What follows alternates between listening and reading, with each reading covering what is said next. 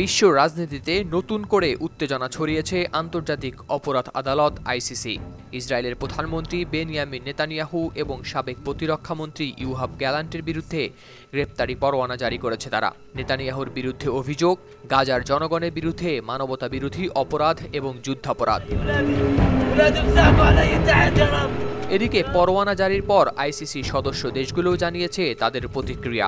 ইতালির প্রতিরক্ষামন্ত্রী গুইদো ক্রোসেত্তো সরাসরি দিয়েছেন হুঁশিয়ারি।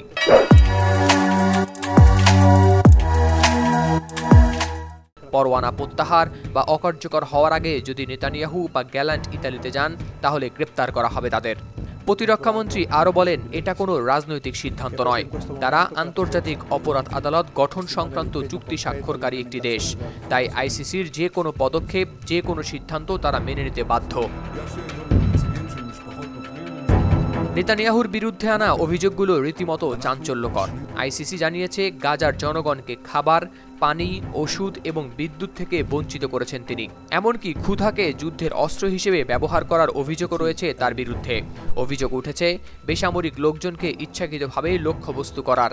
এই পরোয়ানার প্রসঙ্গে ইতালির পররাষ্ট্রমন্ত্রী অ্যান্তোনিও তাজিনি বলেন, তারা আইসিসিকে সমর্থন করেন, তবে প্রতিটি সিদ্ধান্ত অবশ্যই আইনগত হওয়া উচিত, রাজনৈতিক নয়। অপরদিকে ইতালির পাশাপাশি নেদারল্যান্ডসও স্পষ্ট করে দিয়েছে নেতানিয়াহু যদি সেখানে যান তাহলে তাকে করা হবে গ্রেপ্তার। ডাচ পররাষ্ট্রমন্ত্রী কাসপার ভেলকাম বলেন, যুদ্ধাপরাধের অভিযোগকে তারা কোনোভাবেই উপেক্ষা করবেন না। তবে আইসিসির নেই নিজস্ব কোনো গ্রেপ্তারের ক্ষমতা।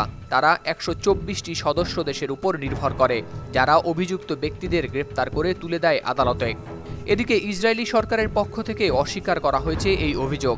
তবে বিশ্বজুড়ে নেতানিয়াহুর ভবিষ্যৎ নিয়ে চলছে জল্পনা।